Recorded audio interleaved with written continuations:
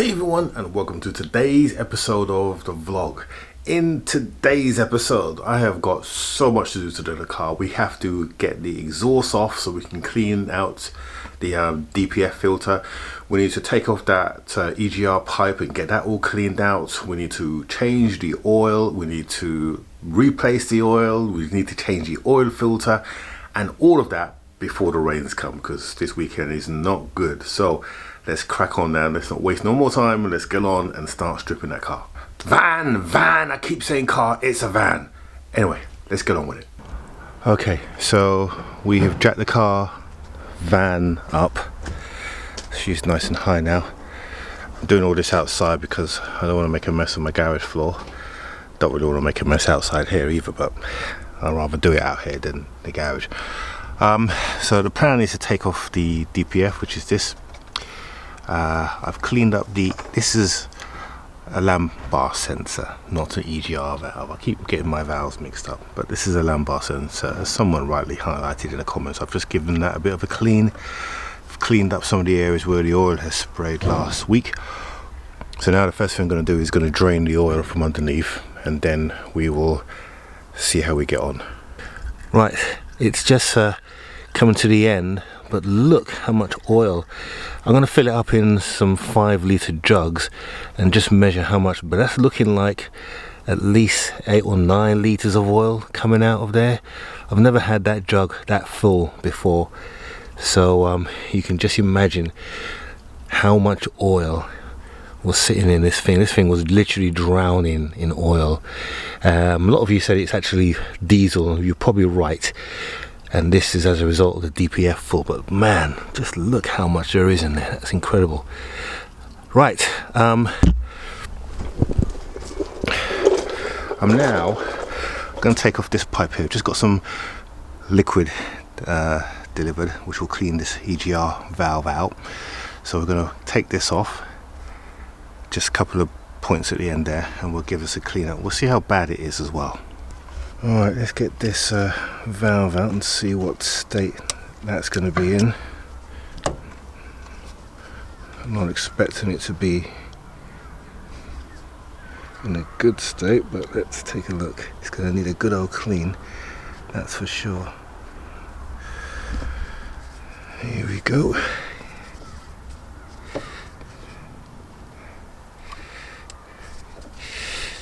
Yeah, look at that.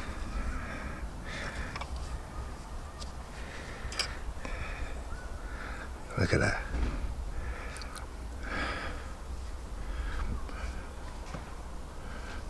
Look at that. Completely blocked up. Alright. Let's clean that up. Okay, so this is where we are at. So the exhaust has gone down. You can just see it down there. It's not dropped out yet, but I think I'm going to have to drop the subframe. I read somewhere that you can actually take the exhaust out without dropping the subframe, but I'm seriously beginning to doubt that, because there's just too many twists and turns. You can see down there that it's very tight as it is. I've dropped all the sensors, so yeah, I think I'm going to do a bit of research to see if this is the case, but it is looking more and more. I'll tell you what, the thing about working on old cars is just the oil and the mess. It's just incredible. Forgot about that. Alright, so let me show you how much oil actually came out of this van in the end. Right, so this is the jug that I use. You can just I'm hoping that you can see that marker there. There's 4 litres, so that's above 5 litres of oil that's come out of that. So that's quite a lot, isn't it? But I also filled up that 5 litre of oil as well. That is filled right up to the brim. You can just see up there, that's where it is. You can see that? See it coming up there? So that's 10 litres of oil in total that we got out of this van. No wonder it was smoking like a chimney. I mean, I'm surprised the thing was able to start with the amount of oil that was in there. So naturally, when I'm looking at the exhaust is full of oil as well. So either we have to replace the exhaust altogether, or hopefully we'll be able to clean it with this stuff here that I got. Let me show you. So this is some off-car DPF cleaner that we're going to, hopefully will remove all of the stuff from there. And I'm using a bit of it here to clean off the valve. I haven't agitated or anything. I've just literally just left it to soak in there to see what it will do. And so far it's cleaning stuff off. Look at that. Yeah, that's coming up clean. I haven't touched it, so it's definitely doing the job. And I think if I agitated it somewhat, it would actually come up clean. Well, it will come up clean. But yeah, this stuff is lethal as well, so I have to be very careful with it. Right, let's see what we can do with this subframe. Okay, so the first thing, we've got no choice. We've got to drop the subframe. So we need to undo this bolt down here, which is holding the steering rack in place. So let's do that now, and then we can drop that.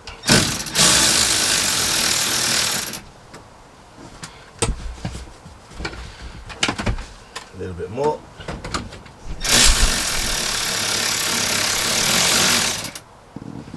Here we go. That should come out. One steering rack bolt, and then we'll separate the steering rack. What we should do actually is mark it. I'm going to mark it first before I drop it.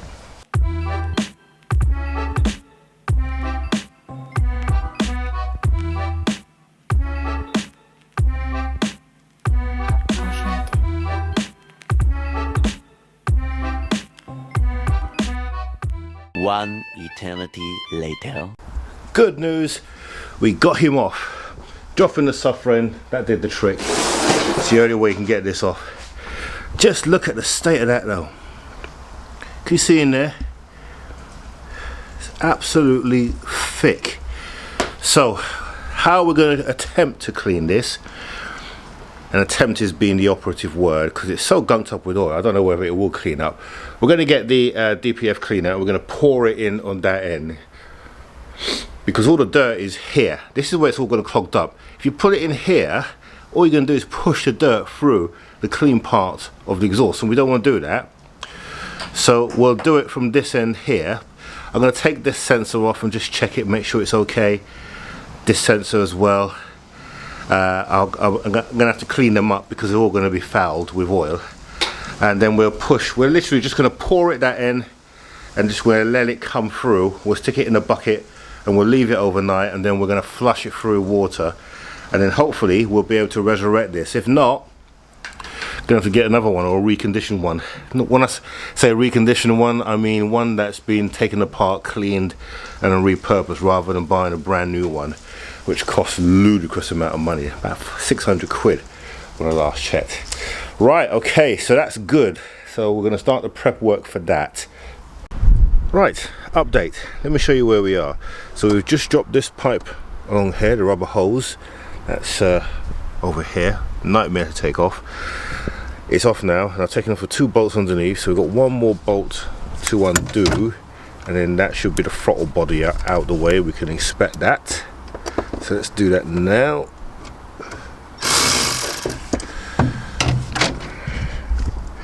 Doing this live on camera.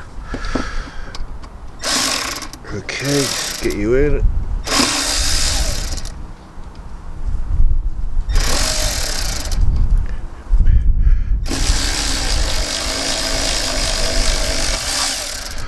Okay. Right. Let's just take him out.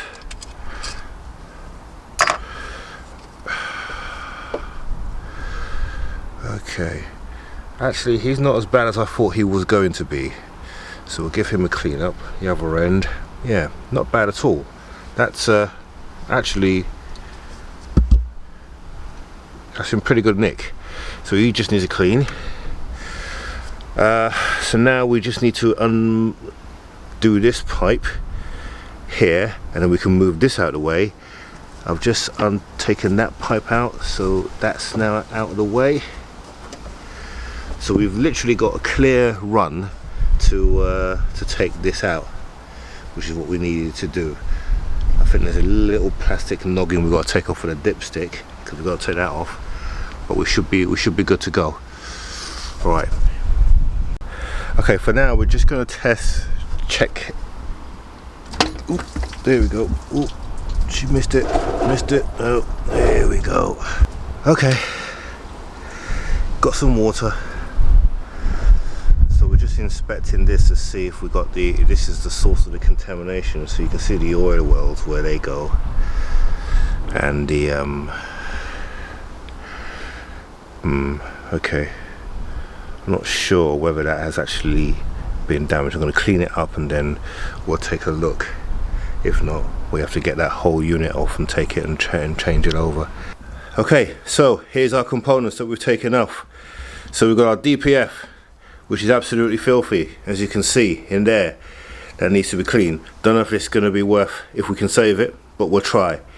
We've got our throttle body. That's actually in pretty good condition. That will clean up really well, quite easily. And then we've got our oil cooler in here. This looks okay actually, and I'm not sure whether the oil cooler has actually been contaminated, so I will have to extract the other piece. But this here, there's no breach in here that I can see, certainly no oil contamination here, just these two here. So that looks okay. So tune in next week to see how we get on with that. Yeah, that is it. It's taken a while to get all this off, and it was a real pig of a job, but we did finally get it off. Now, like I said, if we can't get this reasonably clean, then we will have to get another one, and we will get a refurbished one that you can get from Germany. They're relatively cheap, certainly cheaper than buying a new one. But I will show you the DPF cleaning process next week, and then hopefully next week we'll be able to get all this together and then see if that van starts normally. Oh, and the other pieces as well that you saw me take off earlier, those will need to be cleaned. So there you go.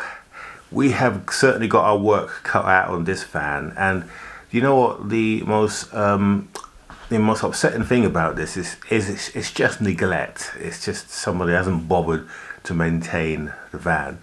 But the components that we took off weren't as bad as we thought. The only one that really is troublesome is exhaust. So next week we'll be cleaning the exhaust out with a DPF cleaner, and we'll see how we get on with that. See if we can get that into a reasonable state, and then we'll top up the engine with oil. But what about that with the oil, eh? 10 litres of oil. Now here's my theory on that. So either we've got a leaky injector or injectors, and that the fuel is leaking into the oil, or the person who owned the vehicle was just a complete idiot and just kept topping up with oil, or figured it needed more oil. To be fair, I thought it needed more oil than it actually does need. I thought it might be a 6 or 7 litre. No, it is actually 4.3 litres of oil. That's what that van takes. So that van had somewhere in the region of 60% more oil in it than it should have had. No wonder it was smoking like a chimney. Yeah, so I don't think we've quite got to the bottom of it. Obviously we're going to clean it up, etc., and then we'll give the engine a start just to clear anything out that's inside the cylinder still, and that will take a few minutes, and my neighbours are going to hate me for that. Maybe I'll do it in the middle of the night. So join us as we continue to get to the bottom of the problem on this vehicle. In the meantime, if you are a casual viewer and you're enjoying this content, don't forget to click on the subscription button below and click on the bell notification so that it will notify you every time we release a video. Generally, we release a video Monday 6 p.m. So I would appreciate a subscription, because it costs you nothing and it goes well with the old YouTube algorithm. So look forward to your suggestions down below, and or your comments down below rather, and we will see you on the next one.